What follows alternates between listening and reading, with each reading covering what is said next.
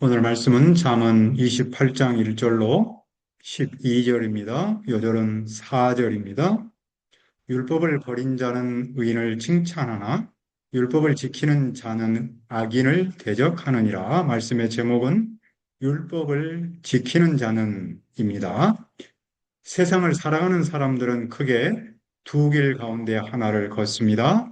법을 무시하며 살아가는 길이 있고 법을 존중하며 살아가는 길이 있습니다. 대부분의 사람은 사회의 법을 지키려고 합니다. 그렇다면 성경은 우리에게 무엇을 지키라고 말씀합니까? 1절을 보십시오. 악인은 쫓아오는 자가 없어도 도망하나 의인은 사자같이 담대하니라. 본문에는 두 종류의 사람, 곧 악인과 의인이 등장합니다. 그런데 그들의 삶의 모습은 정반대입니다. 악인은 아무도 쫓아오지 않는데도 도망하지만 의인은 사자같이 담대합니다. 왜 이런 차이가 생깁니까? 그 삶의 뿌리가 다르기 때문입니다. 뿌리가 다르니 열매도 다를 수밖에 없습니다. 그 뿌리는 하나님과의 관계성입니다. 하나님과 바른 관계성을 맺지 않은 사람이 악인입니다. 악인은 하나님의 말씀을 거슬려 자기 욕망을 따라 삽니다. 그가 도망한다라는 말은 실제로 누군가에게 쫓기는 상황이 아니라 두려움에 사로잡힌 불안한 내면을 보여줍니다. 하나님을 두려워하지 않은 악인은 사람을 두려워하고 세상을 두려워합니다. 반면 의인은 하나님과 바른 관계성을 맺은 사람입니다. 하나님을 경외하며 그분의 말씀을 따라 사는 사람입니다. 의인에게도 두려움이 있습니다. 그러나 그는 두려움 때문에 도망하지 않습니다. 하나님께서 자기와 함께 하시며 자기의 삶을 지키신다는 믿음으로 사자같이 담대합니다. 그러므로 악인과 의인의 차이, 곧 두려움과 담대함의 차이는 하나님과의 관계에서 생깁니다. 두려움과 담대함은 타고난 성격이나 환경에서 오지 않습니다. 하나님과 바른 관계를 맺지 않으면, 즉 말씀대로 살지 않으면 두렵습니다. 하지만 하나님의 말씀대로 살면 담대합니다. 그러면 한 나라와 공동체의 형편은 어떠합니까? 2절입니다. 나라는 죄가 있으면 주관자가 많아져도 명철과 지식 있는 사람으로 말미암아 장구하게 되느니라. 여기서 죄는 하나님의 말씀대로 살지 않음입니다. 세상의 말씀대로 살지 않으면 주관자가 많아집니다. 이 말은 정치 지도자가 자주 바뀔 만큼 정치적으로 혼란하다는 뜻입니다. 반면에 명철과 지식 있는 사람이 있으면 그 나라가 오래 지속됩니다. 여기서 명철과 지식 있는 사람은 우선 하나님의 말씀대로 사는 지도자를 가리킵니다. 지도자가 정치, 기술만 갖춘 것이 아니라 하나님의 말씀대로 살면 나라의 질서가 바로 세고 안정이 지속됩니다. 그러나 지도자뿐만 아니라 공동체를 이루는 사람도 명철과 지식을 갖춰야 합니다. 한 나라가 혼란한 가운데서도 하나님의 말씀대로 사는 사람들이 있다면 하나님은 그들을 통해 공동체의 질서를 지키십니다. 그러므로 공동체의 평화는 좋은 제도나 강한 권력만으로 이루어지지 않습니다. 하나님의 말씀대로 행하는 지도자와 백성이 있어야 합니다. 이런 점에서 하나님의 말씀대로 행하는 나 한 사람과 우리 교회가 중요합니다. 그런데 세상에는 어떤 사람이 있습니까? 3절을 보십시오.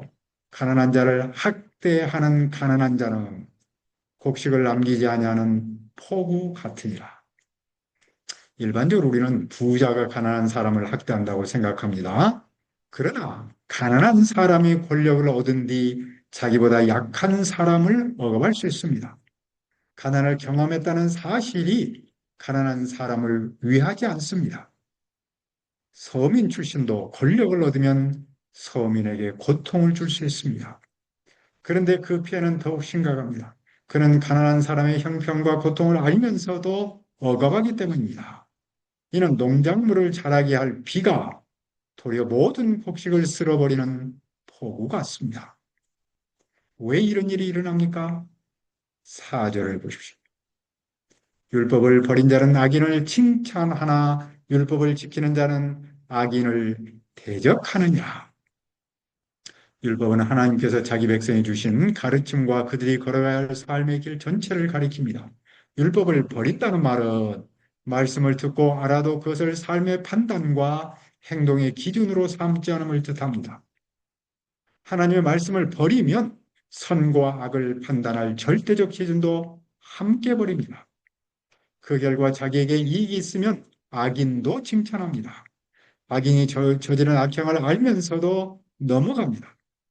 율법을 버리면 악을 악이라고 말하지 못합니다.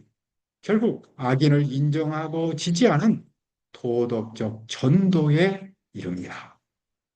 그러나 율법을 지키는 사람은 어떠합니까? 지킨다는 말은 말씀을 자기의 삶의 길로 받아들이며 선악을 판단하는 기준으로 삼는 겁니다. 율법을 지키는 사람은 악인의 불의에 동조하지 않습니다. 잘못된 일을 잘못이라고 분별하고 정의를 지키기 위해 악에 맞섭니다. 자신의 유익을 얻기 위해 불의와 타협하지 않습니다. 손해를 보더라도 말씀에 순종하는 길을 선택합니다. 우리는 어떤 사람이 능력이 뛰어나고 큰 성공을 이루었다는 이유로 그 불의를 묵인하거나 미화하기 쉽습니다. 그러나 하나님의 말씀을 지키는 사람은 그 사람의 지위나 성과보다 그의 삶이 하나님의 뜻에 합당한지를 살핍니다. 사람의 성공이 기준이 아니라 하나님의 말씀이 기준이기 때문입니다. 결국 우리가 누구를 칭찬하고 무엇을 대적하는지를 보면 무엇을 삶의 기준으로 삼고 있는지를 알 수 있습니다. 율법을 버린 사람은 악과 타협하지만 율법을 지키는 사람은 악을 대적합니다. 그러면 하나님의 말씀을 버린 악인의 모습은 어떻게 나타납니까? 악인은 정의를 깨닫지 못합니다. 악인이 자기 욕심과 이익을 판단의 기준으로 삼기 때문입니다. 그는 무엇이 하나님 앞에서 옳은지 그른지를 분별하지 못합니다. 그러나 여호와를 찾는 사람은 모든 것을 깨닫습니다. 여기서 모든 것은 무엇이 옳은지 그른지를 분별하는 겁니다. 여호와를 찾는 사람은 자기 욕심이 아니라 하나님의 말씀을 판단 기준으로 삼기 때문입니다. 하나님을 떠나면 욕심으로 판단이 흐려지지만 하나님을 찾으면 무엇이 옳은지를 분별할 수 있습니다. 그러므로 가난해도 성실하게 행하는 자는 부유하면서 굳게 행하는 자보다 낫습니다. 여기서 성실하게 행하는 것과 굳게 행하는 것을 대조합니다. 성실은 정직함을 가리키고 굳게는 삶의 길이 비틀어짐을 뜻합니다. 이 말씀은 무엇을 인생의 우선적인 가치로 삼아야 하는지를 가르쳐 줍니다. 세상은 흔히 사람의 가치를 그가 얼마나 많이 가졌는가로 판단합니다. 부유하면 성공한 사람으로 여기고 가난하면 실패한 사람처럼 생각합니다. 그러나 하나님은 소유의 많고 적음보다 그 사람이 어떤 길을 걸어왔는지를 보십니다. 가난하더라도 정직하게 사는 사람이 부유하지만 비틀어지게 사는 사람보다 낫습니다. 그러면 무엇이 사람으로 하여금 물질보다 정직을 선택하게 합니까? 7절을 보십시오. 율법을 지키는 자는 지혜로운 아들이요. 음식을 탐하는 자와 사귀는 자는 아비를 욕되게 하는 자니라. 율법을 지키는 사람은 지혜로운 아들입니다. 반면에 음식을 탐하는 자와 사귀는 자가 있습니다. 음식을 탐하는 자는 탐욕스러운 사람을 가리킵니다. 그런 사람과 사귀는 아들은 아버지를 욕되게 합니다. 그러므로 누구와 가까이 지내냐는 중요합니다. 사람은 자기가 가까이 하는 사람의 가치관과 생활 방식에 영향을 받기 때문입니다. 음식을 탐하는 사람과 가까이 하면 탐욕에 빠지기 쉽습니다. 반대로 율법을 지키는 사람과 가까이 하면 지혜로운 사람으로 자랍니다. 그러므로 우리는 율법을 지키는 사람으로 자라야 할 뿐만 아니라 그런 사람과 사귀어야 합니다. 그러나 말씀을 버린 사람은 정직보다 이익을 선택하고 다른 사람의 어려움마저 재산을 늘리는 기회로 삼습니다. 중한 변리로 자기 재산을 늘리는 사람입니다. 중한 변리는 가난한 사람의 절박한 형편을 이용하여 과도한 이자와 부당한 이익을 취하는 것을 말합니다. 이런 사람은 그렇게 모은 재산이 영원히 자기 것이 될 것처럼 생각합니다. 그러나 하나님은 그 재산이 결국 가난한 사람을 부밀히 여기고 돕는 사람의 손으로 넘어가게 하십니다. 고리 대금업자는 자기 재산으로 생각하며 쌓았지만 실제로는 다른 사람을 위해 보관하고 있었던 셈입니다. 그러므로 말씀을 대하는 태도는 기도에도 그대로 나타납니다. 구절을 보십시오. 사람이 귀를 돌려 율법을 듣지 아니하며 그의 기도도 가증하느니라. 사람이 의도적으로 귀를 돌려 하나님의 말씀을 듣지 않으면 그의 기도도 하나님께 가증한 것이 됩니다. 그는 하나님께서 자신의 기도에는 귀를 기울이시를 바라면서도 자신은 하나님의 말씀에 귀를 기울이지 않습니다. 이것은 기도가 아니라 하나님을 자기 욕망을 이루는 수단으로 이용하는 태도입니다. 말씀을 거부하는 사람은 자신의 길만 굳게 하지 않고 정직한 사람까지 악한 길로 끌어들입니다. 그러나 다른 사람을 넘어뜨리려고 판 함정에 결국 자신이 빠집니다. 반면에 성실한 사람, 곧 유혹에 흔들리지 않고 온전한 길을 걷는 사람은 복을 받습니다. 말씀을 버린 사람의 또 다른 모습은 자신을 지나치게 지혜롭게 여기는 겁니다. 11절입니다. 부자는 자기를 지혜롭게 여기나 가난해도 명철한 자는 자기를 살펴하느니라. 부자는 많은 재산을 얻었다는 사실을 자기 지혜에 대한 증거로 여기기 쉽습니다. 부자는 자기의 생각을 언제나 옳다고 착각하기 쉽습니다. 하지만 가난해도 명철한 자는 자기를 살펴합니다. 여기서 자기를 살펴안다는 말은 부자를 살펴 알아낸다. 부자를 꿰뚫어 본다라는 뜻입니다. 가난한 사람이 살펴보는 대상은 자기 자신이 아니라 스스로 지혜롭다고 여기는 부자입니다. 부자는 자신의 재산을 지혜의 증거로 여기지만 명철한 가난한 사람은 그 부자의 어리석음을 꿰뚫어 봅니다. 가난하더라도 명철한 사람은 부자의 재산에 압도되지 않습니다.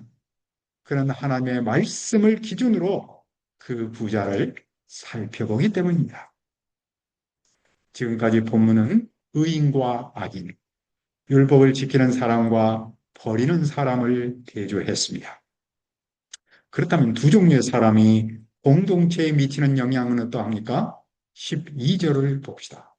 의인이 득위하면 큰 영화가 있고 악인이 일어나면 사람이 숨느니라. 득위한다라는 말은 기뻐하고 승리한다라는 뜻입니다. 여기서는 의인이 인정받고 영향력을 발휘하는 상황을 가리킵니다.